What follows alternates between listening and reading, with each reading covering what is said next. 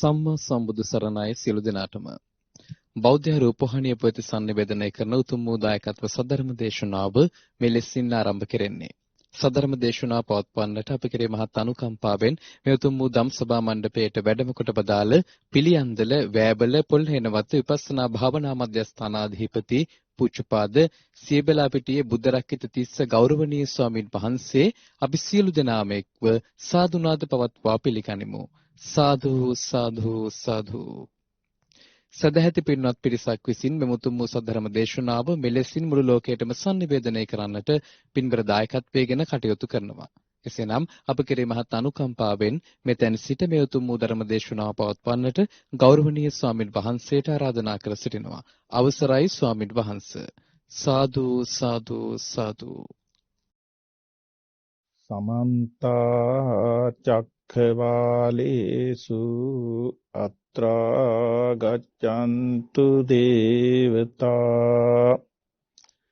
සද්ධම්මං මුනි රාජස් සුනන්තු සග්ග මොක්ඛදං ධම්මස්සවන කාලෝ අයං බදන්තා ධම්මස්සවන කාලෝ අයං බදන්තා ධම්මස්සවන කාලෝ අයං බදන්තා නමෝ තස්ස භගවතෝ අරහතෝ සම්මා සම්බුද්දස්ස නමෝ තස්ස භගවතෝ අරහතෝ සම්මා සම්බුද්දස්ස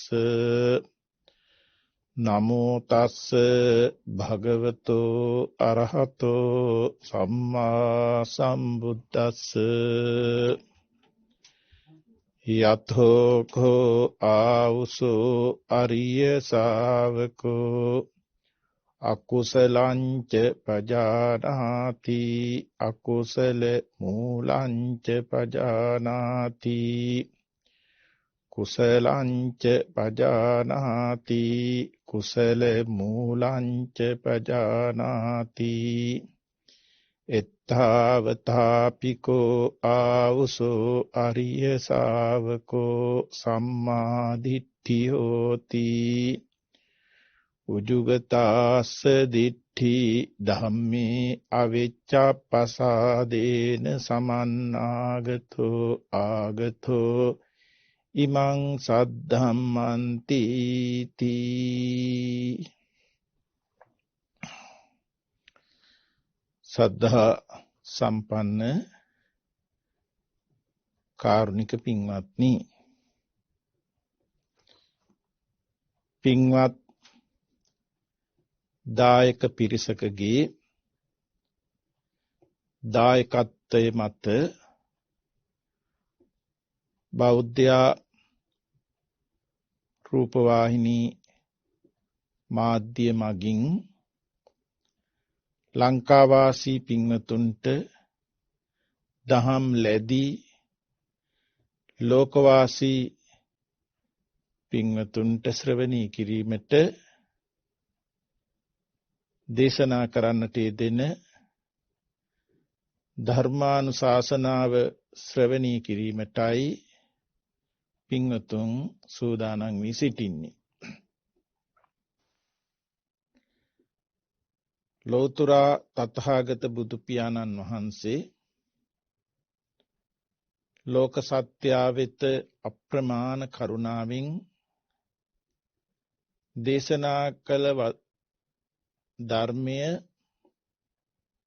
ශ්‍රවණී කිරීමටත් ඒ අනුව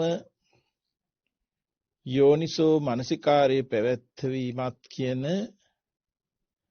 මේ කරුණු දෙක එක්වෙන විට ධර්මාවබෝධය සාක්ෂාත් කර ගැනීමට හැකියාව ලැබෙනවා. ඒ නිසා ධර්ම දේශනාව ශ්‍රවණය කරන්නා වූ මොහොතෙහි ඉතා හොඳ චිත්ත ඒකාග්‍රතාවකින් යුක්තව දේශනා වෙන ධර්මයේ කෙරෙහිම විමර්ශනාත්මක නුවණකින් යුක්තව ධර්මයේ ශ්‍රවණය කරමු. අද ධර්මානුශාසනාවට මාතෘකා ස්ථානී තබා ගන්න යෙදුනේ සූත්‍ර පිටකේ මජ්ක්‍ධිම නිකාය මූල පඤ්ඤාසකේ සඳහන් වෙන සම්මාදිට්ඨි සූත්‍රයේහි කම්මපත වාරේ කියන කොටසයි. භාග්‍යතුන් වහන්සේ සවැත් නුවර ජේතවනාරාමේහි වැඩ වාසය කරන අවස්ථාවක අග්‍ර ශ්‍රාවක සාරිපුත්ත තෙරුන් වහන්සේ භික්ෂුන් වහන්සේලාට ආමන්ත්‍රණය කරමින් මෙම සම්මාදිට්ඨි සූත්‍රය වදාලා. මේ සූත්‍ර දේශනාවෙහි සම්මා දිට්ඨියට පත් වෙන්න කරුණු ආකාර 16ක් වදාරලා තියෙනවා. සම්මා දිට්ඨිය කියලා කියන්නේ නිවැරදි දැකීමයි. මිත්‍යා දෘෂ්ටිය කියලා කියන්නේ වැරදි දැකීමයි. යම්තාක් අකුසල ධර්මයෝ ඇති වෙනවා නම් අකුසල ධර්මයෝ වැඩෙනවා නම් ඒට හේතු කරුණ වශයෙන් භාග්‍යතුන් වහන්සේ වදාරනවා මිත්‍යා දෘෂ්ටිය ගැනීමයි කියලා. යම්තාක් කුසල ධර්මයෝ ඇති වෙනවා නම් කුසල ධර්මයෝ වැඩෙනවා නම් ඒට හේතුව සම්මා දිට්ඨි වීමයි. ඒ නිසා මේ මිත්‍යා දෘෂ්ටිය සහ සම්මා දිට්ඨිය කියන කරුණු දෙක අපි නිවැරදිව හොඳින් වටහා ගත යුතුමයි. එවිට තමයි අකුසල ධර්මයන් දුරු වෙන්න, ප්‍රහාණය වෙන්න, නොවැඩෙන්න, කුසල ධර්මයන් උපදින්න, කුසල ධර්මයන් වැඩෙන්න අවස්ථාව සැලසෙන්නේ. මිත්‍යා දෘෂ්ටි වීමෙන් තිරිසන් උපත සහ නිරයට හේතු වන බවත්, සම්මා දිට්ඨි වීමෙන් මිනිස් ලොව සහ දෙව්ලොව උපත ලබන බවත් ධර්මයේ සඳහන් වෙලා තියෙනවා. ඒ වගේම ලෞකිකත්වයේ ඉක්මවා යන ලෝකෝත්තර භාවයෙන් සාත්සාත් කරවන ආර්ය සම්මා දිට්ඨිය චතුරාර්ය සත්‍ය ධර්මය අවබෝධ වීමෙන් සෝවාන්, සකදාගාමි, අනාගාමි, අරිහත් යන මාර්ගඵල පිළිවෙලින් නිර්වාණ අවබෝධය ඇති වෙන්න වෙනවා. මේ සම්මා දිට්ඨිය සහ මිත්‍යා දෘෂ්ටිය ගැන මජ්ක්‍ධිම නිකායේ මහා චත්තාරීසක සූත්‍රෙහි භාග්‍යතුන් වහන්සේ වදාරලා තියෙනවා කතමාච භික්ඛවේ මිත්‍යා දෘෂ්ටි. මහණෙනි, මිත්‍යා දෘෂ්ටිය කවරේද යත් නත්ති දින්නම් ආදී වශයෙන් පෙන්වන ආකාරයට කරුණු 10ක් අපිට පෙන්නනවා දුන් දෙහි විපාක නැත, පූජාවන්හි විපාක නැත, යාගෙහි විපාක නැත, කුසල අකුසල කර්මයන්හි ඵල විපාක නැත, පෙර ජීවිතෙහි සිටෙන්නහුට මේ ජීවිතයක් නැත, මෙලව නැත, මේ ජීවිතෙහි සිටින්නහුට පරලොවක් නැත, පරලොව නැත, මවට කරන උපස්ථානයේ විපාක නැත, පියාට කරන උපස්ථානයේ විපාක නැත, ඕපපාතික සත්වෝ ලෝහි නැත, මෙලවත් පරලවත් විශිෂ්ට ඥානයෙන් දැන නුවණින් පසක් කළ ශ්‍රමණ බ්‍රාහ්මනාදීන් නැත කියන මේ කරුණු 10 පිළිගැනීම, කරුණු 10 සිත පිහිටවීම තමයි මෙතනදී මිත්‍යා දෘෂ්ටිය කියලා පෙන්නලා තියෙන්නේ. ඇතැම් විටක අන්‍ය ආගම් පිළිගන්නා වූ අය තුලද කර්මවාදී අය සිටිනවා.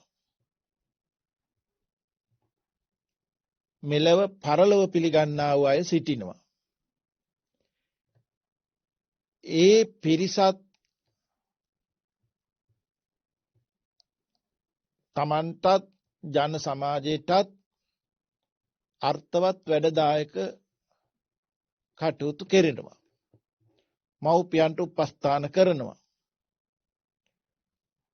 ඒ වගේම ඕපපාතික සත්ව ලෝහේ ඉන්නවා කියලා පිළිගන්නවා. නමුත් මෙතන කම්මස්සගත සම්මාදිට්ඨියේ විශේෂ කරුණක් තියෙනවා. මෙලවත් පරලවත් විශිෂ්ට ඥානීන් දැක නුවණින් පසක් කළ ශ්‍රමණ බ්‍රාහ්මනාදීන් ඇත කියන කරුණ. එතනින් පෙන්වන්නේ ලෞකික ධර්මතා ඉක්මවා ලෝකෝත්තර භාවය සාත්සාත් කරන, ඒ වගේම සියලු කෙලෙස් නසන ලද බුදුවරින් වහන්සේ, පසේ බුදුවරින් වහන්සේ, රහතන් වහන්සේ, මාර්ගඵලලාභී උත්තමීන් වහන්සේලා පහළ වෙනවා කියන කරුණ පිළිගැනීමයි. ඒ නිසා බෞද්ධ වූ අපට, කර්මඵල විපාක විශ්වාස කරන්නා වූ අපට විශේෂත්වයක් වෙනවා කම්මස්සකතා සම්මාදිට්ඨියේ පිහිටවලා එහි 10 වෙනි කාරණේදී ආර්ය සම්මාදිට්ඨියකටපත් වෙන්න යොමු කරවලා තියෙනවා. මේ සූත්‍ර ධර්මයේහි මේ සම්මාදිට්ඨිය ගැන භාග්‍යවතුන් වහන්සේ වදාරලා තියෙනවා. කතමාච භික්කවේ සම්මාදිට්ඨි. මහණෙනි, සම්මාදිට්ඨිය කවරේ දෙයක්? සම්මාදිට්ඨින් පහම් භික්ඛවේ දෙවයන් වදාමි. මහණෙනි, මම සම්මාදිට්ඨිය දෙපරදි කොට වදාරමි. අත්ති භික්ඛවේ සම්මාදිට්ඨි සාසවා පුඤ්ඤ භාගියා උපදිවේපක්කා. මහණෙනි, ආශ්‍රව සහිත, කෙලෙස් සහිත පුණ්‍ය පක්ෂයට පත් වෙන, විපාක ලබා දෙන සම්මාදිට්ඨියක් ඇත. අත්ති භික්ඛවේ සම්මාදිට්ඨි අරියා අනාසවා ලෝතුත්තරා මග්ගංගා මහණෙනි ආර්ය වූ අනාශ්‍රව වූ ලෝකෝත්තර වූ මාර්ගාංග වන්නා වූ සම්මා දිට්ඨියක් ඇත. එතකොට අපිට පේනවා කර්ම විපාක විශ්වාස කරන සම්මා දිට්ඨියක් වෙනවා. ඒ වගේම ආර්ය භාවයට පත් වෙන සම්මා දිට්ඨියක් වෙනවා. එතනදී අර මුලින් පැහැදිලි කරපු නියත මිත්‍යා දෘෂ්ටියටපත් නොවි ඒ කරුණු 10 පිළිගැනීම කම්මස්සකතා සම්මාදිට්ඨිය නමින් හඳුන්වනු ලබනවා. එහෙම නැත්නම් ඒකට කියනවා ලෞකික සම්මාදිට්ඨිය කියන නම.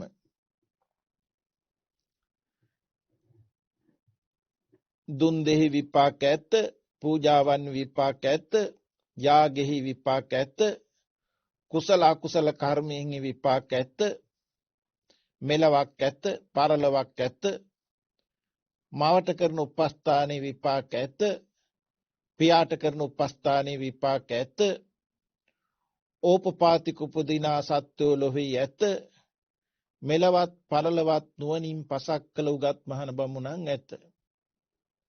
එක කම්මස්සකතා සම්මාදිට්ඨියයි.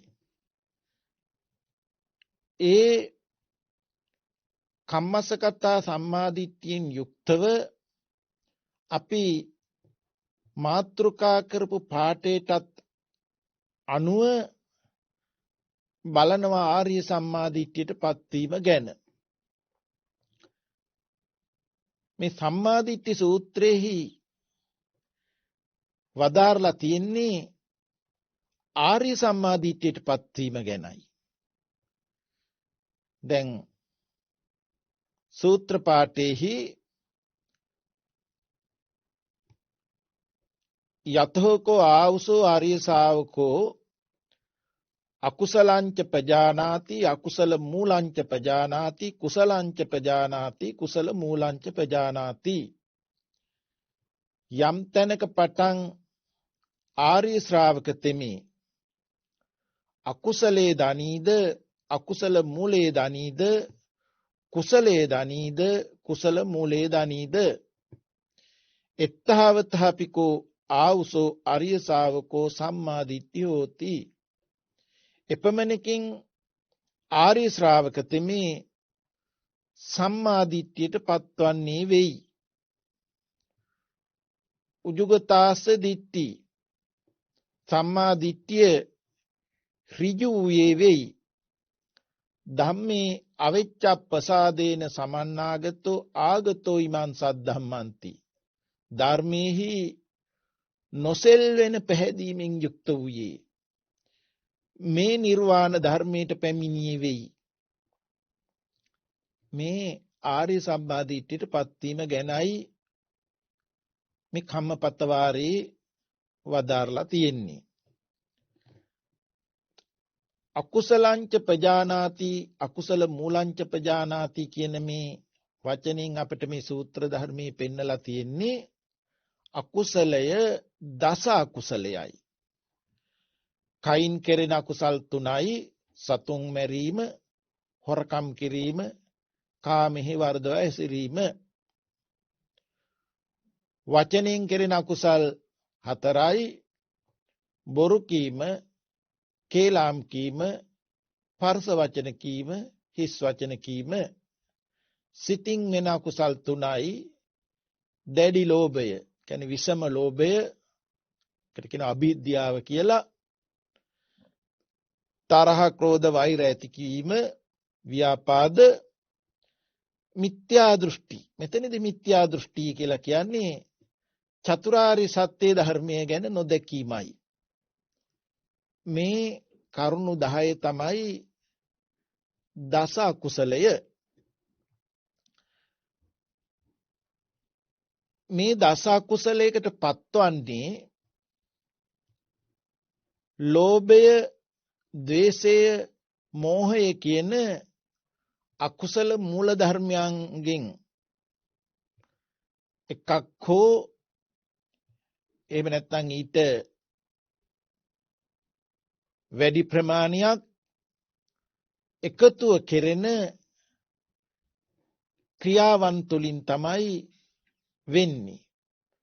ඒ නිසා අකුසල මූලයෝ ලෝභය, ද්වේෂය, මෝහය නමින් පැහැදිලි කරලා තියෙනවා. දැන් කුසලය කියන තැනදී කුසලංච පජානාති කුසල මූලංච පජානාති කියන තැනදී කුසලයට අපිට උගන්වලා තියෙන්නේ ඉහතකී දස අකුසලයන්ගෙන් වෙන්වීම කුසල්ය කියලා. කුසල මූලය අලෝභය, අද්වේෂය, අමෝහයයි. කොට දස අකුසලයන්ගෙන් වෙන් වෙනකොට ලෝභයේ, දේශේ, මෝහය පහ වෙලා දස කුසලයේ නිසා අලෝභය, අද්වේෂය, අමෝහය සිද්ධ වෙනවා. ප්‍රතිපදාවක් වශයෙන් මේ අකුසලයන්ගෙන් වෙන් වෙන්නේ කොහොමද කියලා අපි ටිකක් හිතලා බලමු. ත්‍රිශික්ෂාව සීල, සමාධි, ප්‍රඥා කරුණු තුනයි. සීලය කියලා කියන්නේ කය සහ වචනය තමන්ටත් අනුන්ටත් අනර්ථයක් නොවන ආකාරයකට හික්මවා ගැනීමයි, පාලනය කර ගැනීමයි. ඒ නිසා චේතනාව යෙදිලා කයෙන් කෙරෙන අකුසල ධර්මයන් තුනක් පාලනය කරන්න පුළුවන්. සතුම් මැරීම, හොරකම් කිරීම, වැරදි කාම සේවනය. කයින් වෙන අකුසල ධර්මයන් පාලනය කරගත්තා වෙනවා. ඒ වගේම චේතනාව යෙදිලා වචනයෙන් වෙන අකුසල ධර්මයන් හතර, බොරු කීම, කේලාම් කීම, පරුස වචන, හිස් වචන කීම අවස්ථාවට පාලනය කරනවා. වචනේ හික්මවනවා. නමුත් දැඩි ලෝභය, බලවත් ක්‍රෝධය, මිත්‍යා දෘෂ්ටිය කියන කරුණු තුන සීලෙන් සම්පූර්ණ කරන්න බෑ. ඒ කරුණු තුන සිත මුල් වෙලා සිද්ධ වෙන ධර්මතාව වෙනවා. ඒ නිසා මෙතන එකතු වෙන්න ඕනේ සමාධි ප්‍රඥා කියන ධර්මතාවය. එතකොටයි සීලෙන් කය වචනේ දෙක හික්මවාගෙන සමාධියෙන් කුසල සිතේ එකඟතාවය ඇති වෙලා ප්‍රඥාවට අදාළ ධර්මයන් දැක ගැනීමෙන් තමයි සිතින් වෙන අකුසල ධර්ම තුන සිද්ධ නොවන්නේ. එතකොට අර සීල, සමාධි, ප්‍රඥා කියන ත්‍රිශික්ෂා ධර්මයන් මෙතනදී සම්පූර්ණ වෙනවා. ඒ ප්‍රඥා කියන තැන මෙතන කතා කරන්නේ ලෞකික ප්‍රඥාවක් ගැන නෙමෙයි, ලෞකිකත්වයේ ඉක්මවා යන ලෝකෝත්තර ප්‍රඥාවක් ගැනයි. ඒ නිසා තමයි සෝතාපට්ටි අංග වශයෙන් කල්යාණ මිත්‍ර ආශ්‍රය, සද්ධර්ම ශ්‍රවණය, යෝනිසෝ මනසිකාරය, ධර්මානුධර්ම ප්‍රතිපත්තිය කියන අංග හතර පෙන්නලා තියෙන්නේ. ඒවට සෝතාපට්ටි අංග කියලා කියන්නේ ලෝතුරා තථාගත බුදු පියාණන් වහන්සේ වදාළ ධර්මය හොඳින් ශ්‍රවණය කරන්න ඕනේ. කල්යාණ මිත්‍ර ආශ්‍රය සද්ධර්ම ශ්‍රවණී කියන අංග දෙක එතනදී සම්පූර්ණ වෙනවා. යෝනිසෝ මනසිකාරය කියනකොට ශ්‍රවණය කරන්නා වූ ශ්‍රාවකයා තුල හොඳ සිහි නුවණින් මෙනෙහි වීමක් වෙන්න ඕනේ. ධර්මානුධර්ම ප්‍රතිපත්තිය කියනකොට මුලින් සඳහන් කළ සීල සමාධි කියන අංග දෙකෙත් එකතුව ප්‍රඥාවෙන් දත යුතු ධර්මයන් දකින්න ඕනේ. ඒ නිසා මෙතනදී සිතින් වෙන අකුසල ධර්මයන් තුන ගැනත් මේ දස අකුසලයන්ගෙන් වෙන් වෙලා දස කුසල ධර්මයන් සම්පූර්ණ කරන්න උත්සාහ දරන අවස්ථාවෙහි අවධානය යොමු වෙන්න ඕනේ කරනවා. සිතින් වෙන අකුසල ධර්මයන් තුන අපට පෙන්නනවා දැඩි ලෝභය නැත්නම් විෂම ලෝභය, බලවත් ක්‍රෝධය, මිත්‍යා දෘෂ්ටිය. අපි මුලින් මතක් කෙරුවා අකුසල මූලයෝ ලෝභය, ද්වේෂය, මෝහය කියලා. මෙතනදී ලෝභයේ යෙදෙන බවක් පේනවා දැඩි ලෝභය කියන තැනට. බලවත් ක්‍රෝධය කියනකොට ද්වේෂයේ යෙදෙන බවක් පේනවා. ඒ වගේම මිත්‍යා දෘෂ්ටිය කියනකොට චතුරාර්ය සත්‍ය ධර්මයක් නොදැකීම නිසා මෝහය යෙදෙන බව පේනවා. ඒ නිසා ලෝභ කරන්නේ කෙඹුදු කරුණ වලටද කියලා බැලුවොත් පඨවි ධාතු කියන තද කරන කුඩු කරන ස්වභාවය, ආපෝ ධාතුව කියන ගලන වැగిරෙන ස්වභාවය, තේජෝ ධාතු කියන දවන තවන ස්වභාවය, වායෝ ධාතු කියන තල්ලු කරවන සොලවන ස්වභාවය කියන මේ ධාතු ගුණ හතරත් ධාතු ගුණ හතරෙන් හටගත්තා වූ දේ හට ගන්නවා වගේම නැසෙන ස්වභාවයෙන් යුක්ත වූවත් පුහුදුන් හිතක් අදහස් කරන්නේ මේ දේවල් ස්ථීරව තියෙන දේවල් විදිහටයි. භාග්‍යතුන් වහන්සේ අපට වදාරලා තියෙනවා ධාතු විභංග සූත්‍රයේහි චද්ධාතුරු අයම් පුරුෂෝ කියන මේ ශ්‍රී මුක පාඨය. පුරුෂයායි කියලා කියන්නේ පඨවි ධාතු, ආපෝ ධාතු, තේජෝ ධාතු, වායෝ ධාතු, අවකාශ ධාතු, විඥාන ධාතු කියන මේ ධාතු හයයි මේ පුරුෂයයි කියලා කියන්නේ. මේ සතර මහා ධාතු හා සතර මහා ධාතුෙන් හටගත් ස්වභාවය හටගෙන නිරුද්ධ වෙන්නේ අවකාශ ධාතුව පදනම් කරගෙන, ඉඩ පදනම් කරගෙන. මේ වෙලාවේදී අවකාශයේ සාපේක්ෂ ධර්මයක් වුවත් ආරම්භක අවස්ථාවේ ඒ ආකාරයට නුවණ යොදන්නට වෙනවා. පෙර නොතිබීම හේතුවක් යෙදෙනකොට සතර මහා ධාතුව හට ගන්නවා.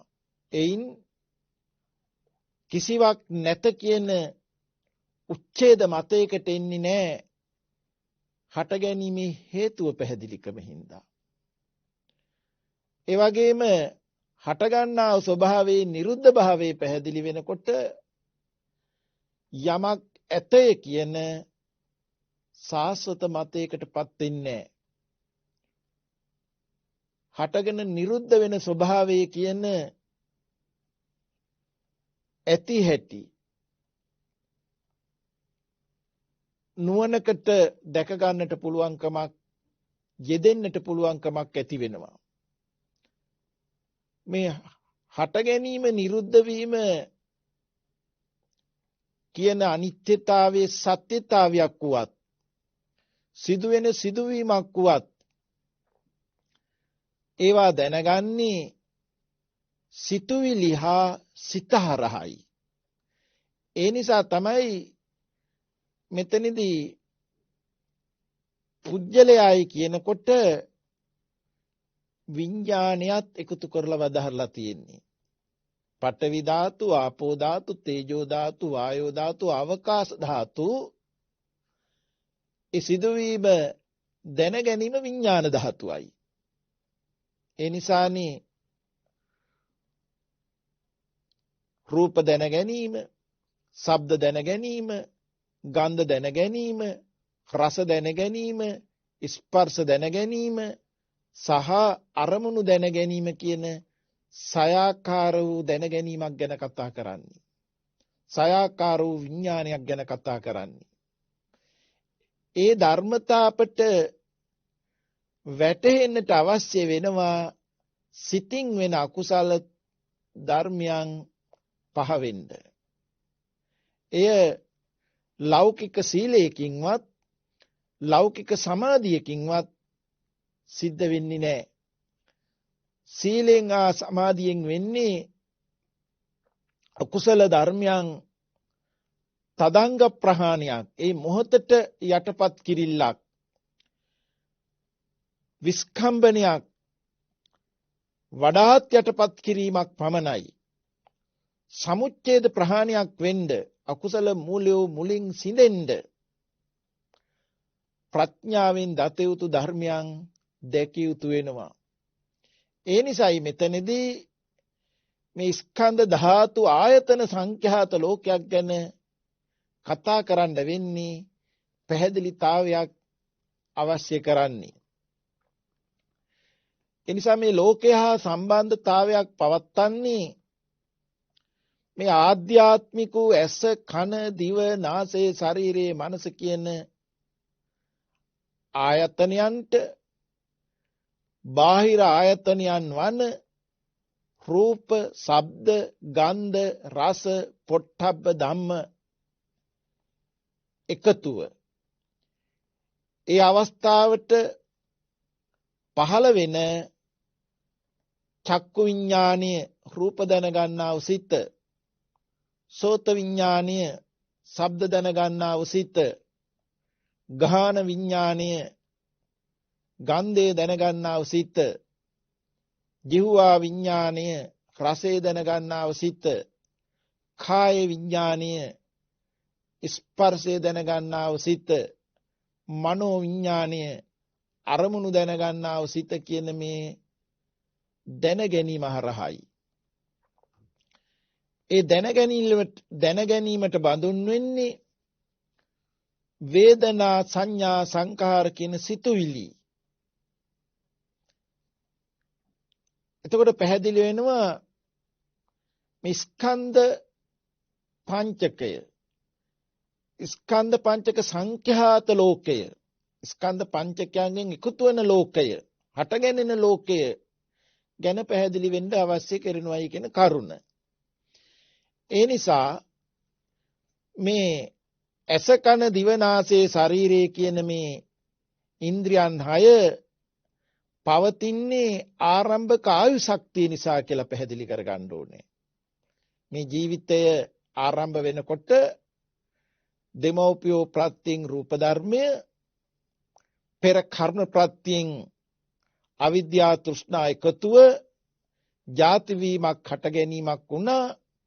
ඒ මොහොතේදී ජීවිතේ ඉන්ද්‍රිය කියන ආයු ශක්තියක් පිහිටියා. මේ ආයු ශක්තිය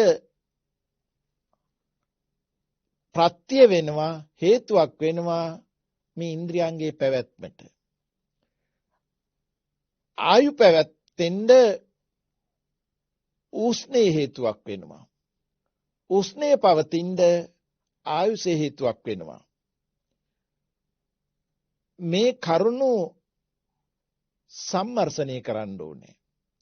උස්නේ පවතින කරුණ දිහා බැලුවත් ගන්නා වූ ආහාරය අන් පරිද්දකටපත් වෙලා රස ධාතුව ලේ ධාතුවට හැරෙනකොට ලේ ධාතුවේ අතිසූක්ෂම ස්වභාවයත් ආස්වාස වාතයත් කර්මයෙන් හටගත් මේ පෙනහැල්ල නැමැති ඉන්ද්‍රියේදී සංයෝග වෙලා හදවත මූලික කොට මුළු ශරීරේ පුරා පැතිරෙන්නේ උණුසුම සහ ශක්තියක් ඇති වෙමින්. ඒ අර ආස්වාස වාතයේ ලේ ධාතුව සංයෝග වී යම් දැවීමකින් තේජෝ ගුණයක් ඇති කරවෙනවා. උණුසුමක් ඇති කරවෙනවා. යම් බලයක් ඇති කරවෙනවා. ඒ උණුසුම අවශ්‍ය වෙනවා ආරම්භක ආයු ශක්තිය පැවතෙන්න. ආරම්භක ආයු ශක්තිය නිසාමයි මේ උණුසුම පවතින්නේ. මේවා එකිනෙකට ප්‍රත්‍ය ධර්මයන්. එකක්වත් ස්ථීරව තියෙනවයි කියලා කියන්නේ මේන් අපිට පේනවා මේ ඇස කන දිව නාසය ශරීරය ඇතිව නැති වෙන බව. මුලින් මතක් කළා ඒ ඇස ආදී මේ ප්‍රසාදයන්ට හමු වෙන ගෝචර කරුණු ඇතිව නැති වෙන බව. මේ ඇසට රූපේ හමු වෙනකොට ඒ ආරම්භය පහළ වෙන සිහිවීම එයින් මට ගන්නා වූ සිහිය මානසිකාර්ය ප්‍රත්‍ය කරගෙන තමයි රූප දැන ගන්නා හිතක් පහළ වෙන්නේ. රූප දැන ගන්නා හිතට කියන්නේ විඥානය කියලා. එහෙමනම් රූපයක් ඇත බලන්නේ ඇත කියලා භාවිතා වූ හටගන්න ස්වභාවය ඇතිව නැති වුණාට බොහෝ වාරයක් බොහෝ කොට භාවිතා වෙලා තියෙන්නේ බලන්නික්කා බලන්න දෙයක් ඉන්නවයි කියන මතේමයි. ඒ නිසා තමයි එවැනි මතයක් භාවිතාවයට කරන නිසා නැවත නැවත අවස්ථානුකූලව සිහියට නැගෙන්නේ එවැනි ආකාර අනුවණකින්මයි. ඒ නිසා ඒකට කියනවා අයෝනිසෝ මනසිකාරය කියලා. අනුවණින් සිහි වෙනවා අනුවණින්ම දැනගන්නවා. මෙන්න මේ නිසා අනිත්‍ය ලෝකයේ නිට්ටය කොට දැනගන්නකොට තමයි අර අවිද්‍යාව කියන විෂම ලෝභය ඇති වෙන්නේ. වස්තුවක් පිළි අරගෙන ආසාව එතන එකතු වෙන්නේ. ප්‍රසාදයට ගෝචරයේ හැපෙන තැන හට ගන්නවා නිරුද්ධ වෙනවා. අනිත්‍ය ධර්මයක් කෙනෙක් නොවන ධර්මයක්. නමුත් බොහෝ කොට භාවිතා වෙච්ච ආකාරය නිසා අයෝනිසෝ මනසිකාරය පහළ වෙලා බලන්නික්කා බලන්න දෙයක් ඇත්ත බවට පිළිගන්නවා. එහෙමනම් මේ තින්නම් සංගති පස්සෝ කියන වචනේ එක අවස්ථාවකදී ප්‍රසාදයයි ගෝචරයයි විඥානයයි කියන කරුණු තුන එකතුවට තින්නම් සංගති පස්සෝ කියන තැන යොමු වෙලා බලන්න පුළුවන්කමක් තියෙනවා. එතන වටහා ගත්තට පස්සේ අනිත්‍ය අනාත්ම ධර්ම රූපයගේ පැහැදිලි වෙනකොට මේ සිතුවිල්ලා හිත හරහාමයි මේ බලනදී විඥානී කියන මේ පිළිගැනිල්ලක් ඇති වෙන්නේ.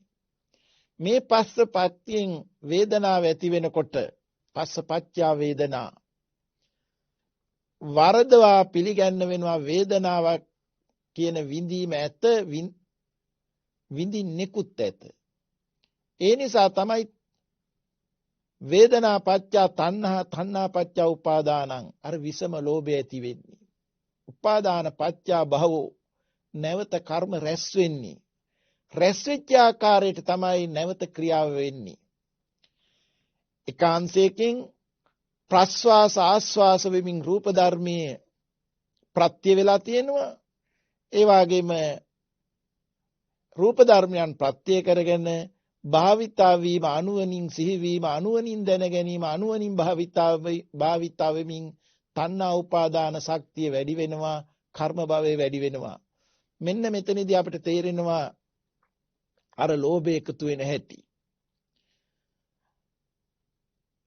අවිද්‍යාව සත්‍යතාවයේ නොදක්නාකම මේ කොතෙන්වත් ප්‍රත්‍ය වෙලා තියෙනවා. ඊළඟට බලාපොරොත්තු ආකාරයේ නොවනකොට මෙතන ව්‍යාපාදය ඇති වෙනවා, ද්වේෂය ඇති වෙනවා. යම් විදියකින් මේ ඇතිව නැති වෙන මේ සිරුර පවා ස්ථීරව තියෙන දෙයක්, මමය මගේ කියලා වරදවා භාවිතා වෙලා තියෙනවා නම් යම් විදිහකින් අනිත්‍ය ලෝකයේ විදියට නොවෙනකොට ශරීර පරිහරණයකදී පවා නොරිසුම් සහගත ස්වභාවයක් ඇති වෙනවා, ව්‍යාපාදය ඇති වෙනවා. ඒ නිසා බලාපොරොත්තු වන්නා වූ ආකාරයට නොවන කොටයි මේ බලවත් ක්‍රෝධය කියන අවස්ථාව ඇති වෙන්නේ. එය තරහ, ක්‍රෝධය, වෛරය දක්වා වැඩෙන බවක් අපට පේනවා. වෛරය කියන කරුණ ජීවිතයක් නෑර ජීවිතයක් හේතුඵල වෙන්න ප්‍රත්‍ය වෙනවා. එහෙමනම් ලෝභයටත්, විෂම ලෝභයටත්, මේ ව්‍යාපාදයේ කියන තරහටත්, බලවත් ක්‍රෝධයටත් හේතුවක් වෙලා තියෙන්නේ මෝහයයි. චතුරාරි සත්‍ය ධර්මයේ නොදක්නාකමයි. ඒ නිසා භාග්‍යතුන් වහන්සේ වදාරනවා තතෝ මලා මලතරං අවිද්‍යා පරමං මලං ඒතං මලං පහත්වාන නිම්මලා හෝත භික්ඛවේ. මහණෙනි, ඒ හැම කිලුටට වඩා ඊතා මහත් කිලුටක් තොපට වදාරමි. සියලු කෙලෙස් බල ඇතිවීමට හේතුව අවිද්‍යාවන බැවින් අවිද්‍යාතමෝ මහත් වූ කිලුටය.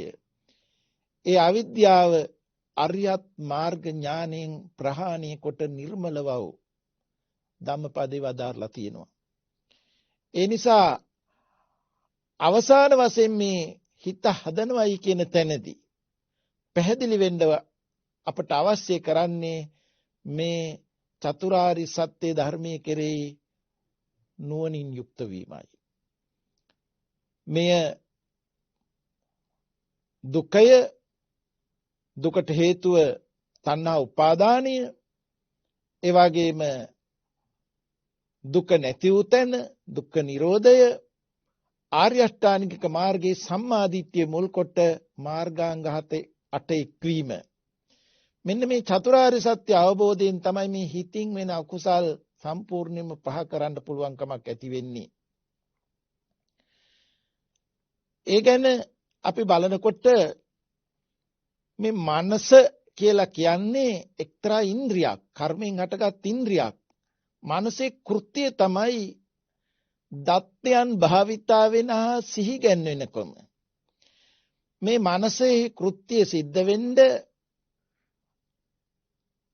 ආස්වාස වාතයේ ලේ ධාතුව කියන මේ රූප ධර්ම සංයෝග වීමෙන් ඇති වෙන උණුසුම, බලය හේතුවක් වෙනවා. මල සිරුරක මානසික කෘත්‍ය නොවන්නේ ආස්වාස වාතය නොලැබෙනකම නිසා උණුසුම සිඳුණා. මේ මනසේ කෘත්‍ය භාවිතා වෙච්ච ආකාරය සිහියට නැගීමයි. ඒකට කියනවා ධම්ම කියලා. පංච ඉන්ද්‍රියන් මාර්ගයෙන් කාය කම්ම වචී කම්මයන් වශයෙන් භාවිතා වෙච්ච ආකාර අවස්ථානුකූලව සිහියට නැගෙනවා.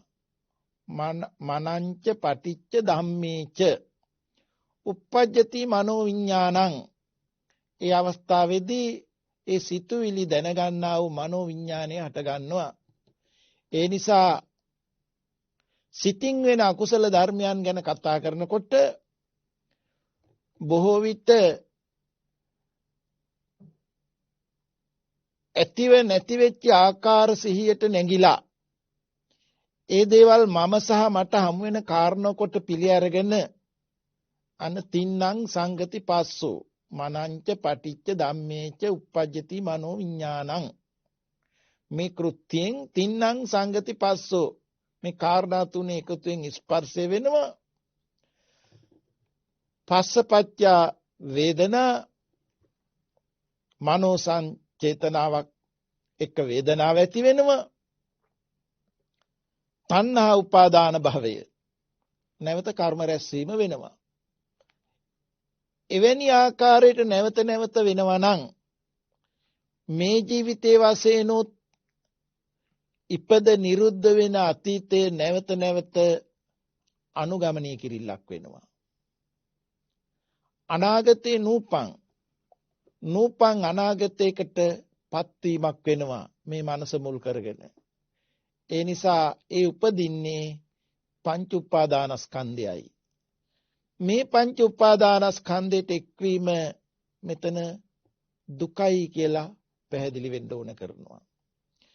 මේක ප්‍රායෝගික භාවනාවක් වශයෙන් යොදනකොට මනස මුල් කොට හේතු නිසා අරමුණු සිහියට නැගෙනවා. මනෝ විඥාන අවස්ථාව පහළ වෙනවා. තින්නම් සංගති පස්සෝ පස්සපච්චා වේදනාවල් පහළ වෙනවා. ආස්වාස ශක්තිය ඇදෙනවා. ප්‍රස්වාස වෙනවා. එක පැත්තකින් රූපේ ඉපදෙනවා නිරුද්ධ වෙනවා. අනිත් අංශයෙන් මේ සිතුවිලි හිත ඉපිද නිරුද්ධ වෙනවා. මෙන්න මේ අවබෝධය අපිට සිහිනුවන යෙදෙනවා නම් අර පංච උපාදානස්කන්ධයන්ට එක්ව යන ගමන නොයනවා. ඒ නිසා එතනදී පංච උපාදානස්කන්ධයන්ට එක්ව නැවත නැවත පංච උපාදානස්කන්ධයට එක්වීමේ හේතුව තහවුරු නොකරනවා. ඒ නිසා දුකට හේතුවත් කියන ධර්මතා දෙක දැක ගැනීම එතන වෙනවා. ඒ සමගම දුක්ඛ නිරෝධේ සිහිනුවන යෙදෙනවා. දුක්ඛ නිරෝධේ සිහිනුවන යෙදෙනකොට මුලින් අපි කරුණු තුනක් කතා කෙරුවා. එකක් ආස්වාසය, එකක් ප්‍රස්වාසය, එකක් මනස මුල් කොට සිහියට නැගෙන මනෝ විඥානී කියලා. දැන් අතීත සංකල්පයන් එහෙම අඩු වෙනවා. අනාගතයටපත් නොවෙනවා. එකම අරමුණ ආස්වාස ප්‍රස්වාසයමයි. සිද්ධ වෙන්නේ ආස්වාස ප්‍රස්වාසයයි, දැකීමත් ඒ බවමයි. දැන් ආස්වාස ප්‍රස්වාසය අරමුණ නොදෙනී යනකොට මනස මුල් කොට පහළ වෙලා තියෙන ආරම්මණය ආස්වාස ප්‍රස්වාස සංඥාවයි. ආස්වාස හෝ ප්‍රස්වාස සංඥාවයි. ආස්වාස ප්‍රස්වාසය සංඥාවේ නිරෝධයයි. ඒ නිසා ආස්වාස සංඥාව ප්‍රස්වාස සංඥාව නිරෝධය දැකීමෙන් සියල්ල නිරුද්ධ බවට අවබෝධයක් වෙනවා. සම්මාදිට්ඨිය ඇති වෙනවා. ඒ සම්මාදිට්ඨිය වෙන මොහොතේදී නෙක්ඛම්ම සංකප්ප, අව්‍යාපාද සංකප්ප, අවිහිංසා සංකප්ප කියන අංගයත් එතන පිහිටියා එහෙනම්. ඒ වගේම සම්මා වාචා, සම්මා කම්මන්ත, සම්මා ආජීව කියන අංග තුන බලනකොට ස්පර්ශ ප්‍රත්‍යයෙන් තමයි චේතනා කියන මේ කර්ම යෙදෙන්නේ. ස්පර්ශ නිරෝධයට සිහිය යෙදিলা තියෙනකම නිසා. එහෙනම් සම්මා වාචා, සම්මා කම්මන්ත, සම්මා ආජීව කියන අංග තුනත් එතන නිවැරදි වෙලා තියෙනවා. සම්මා වෙලා තියෙනවා. ඒට යෙදුණු වීරිය සම්මා වායාමයක්. ඒට යෙදුණු සතිය සම්මා සතියක්. ඒ සතිය සතර සතිපට්ඨානය, සති ඉන්ද්‍රිය, සති බලය, සති සම්බොජ්ජංගය කියන අංගයන්ගෙන් එක්ක වැඩුණා වූ සම්මා සතියක් මෙතන යෙදිලා තියෙන්නේ. ඒ නිසා අංග 7කින් යුක්ත වුණා වූ සම්මා සමාධියක්. ඒ නිසා සම්මා සමාධිය අංග 7ක් පිරිවෙර කොටයි ඇති වෙලා තියෙන්නේ. මේ නිසා මාර්ගක්ෂණයට එනවා, මාර්ගසිතට එනවා, අනතුරුව ඵලසිත. මෙන්න මේ අවස්ථාවට අර රාගේ, දේශේ, මෝහයේ කියන අකුසල මූලය අනුසයෙන් අයින් වෙනවා. චතුරාර්ය සත්‍ය දැකීම ඇති වෙලා. ඒ නිසා සෝතාපට්ටි ඵලයේදී මේ දස අකුසලයන් යම් මට්ටමකට පහ වෙලා, අකුසල මූලයන් පහ වෙලා කුසලෙහි පිහිටියා, කුසල මූලෙහි පිහිටියා. ඒ නිසා නැවත නැවතත් මේ සම්මාදිට්ඨිය ඍජු වෙන්න ඕනේ.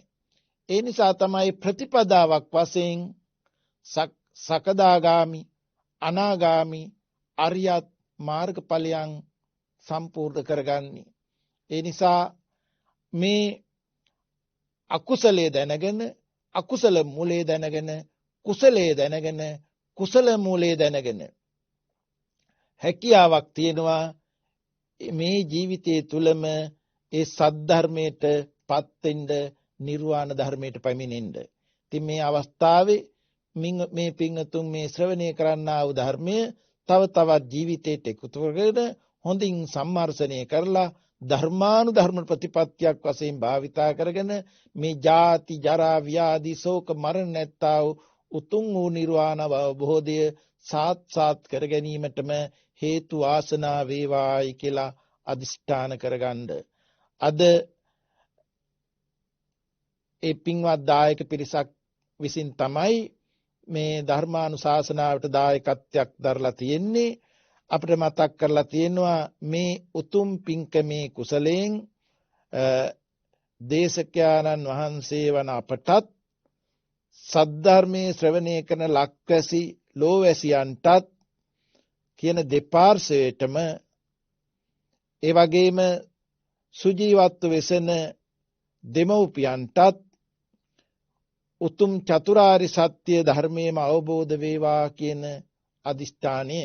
ඉතින් මේ අවස්ථාවේදී ඒ පින්වතුන්ගේ අදිෂ්ඨානයේ ආකාරයෙන්ම ඉෂ්ට සිද්ධ කරගෙන සියලු දෙනාටම උතුම් වූ නිර්වාණ අවබෝධයේ පිණසම හේතු ආසනා වේවා. ආකාසට්ඨා ච බුම්මට්ඨා දේවා නාග මහිද්దికා පුඤ්ඤන්තං අනුමෝදිත්වා චිරන් රක්ඛන්තු ලෝක සාසනං. ආකාසට්ඨා ච බුම්මට්ඨා දේවා නාග මහිද්దికා පුඤ්ඤන්තං අනුමෝදිත්වා චිරන් රක්ඛන්තු දේශනං. ආකාසට්ඨා ච බුම්මට්ඨා දේවා නාග මහිද්దికා පුඤ්ඤන්තං අනුමෝදිත්වා චිරන් රක්ඛන්තුං සදා. ධර්ම ශ්‍රවණානිසංසෙන් උතුම් නිවනින් සැනසීම වේවා. තෙරුවන් සරණයි. සාදු සාදු සාදු. ඒ උතුම් වූ සදරම දේශනා පවත්වා වදාළ පිළියන්දල වැෑබල පොල්හේනවත්ත විපස්සනා භාවනා මධ්‍යස්ථානාධිපති පූජ්‍යපාද සියබලාපිටියේ බුද්ධරක්කිත තිස්ස ගෞරවනීය ස්වාමින් වහන්සේට තවත් চিරාත් කාලයක් මෙවැනි වූ ශාසනික කටයුතු සිදු කරන්නට ශක්තිය, ධෛර්යය, නිදුක් නිරෝගී චිරජීවනයේම ලැබේවායි අපි සියලු දෙනාම එක්ව සාදුනාද පවත්වා ප්‍රාර්ථනා කරමු. සාදු සාදු සාදු. බෞද්ධ රූපවාහිනිය පුරා පැයකට ආසන්න කාලයක් ඔබ වෙනුවෙන් සංනිවේදනය කළ උතුම් වූ දායකත්ව සද්ධර්ම දේශනාවයි මෙතකින් නිමවට පත්වන්නේ. ඔබ සියලු දෙනාටම සම්මා සම්බුදු සරණයි.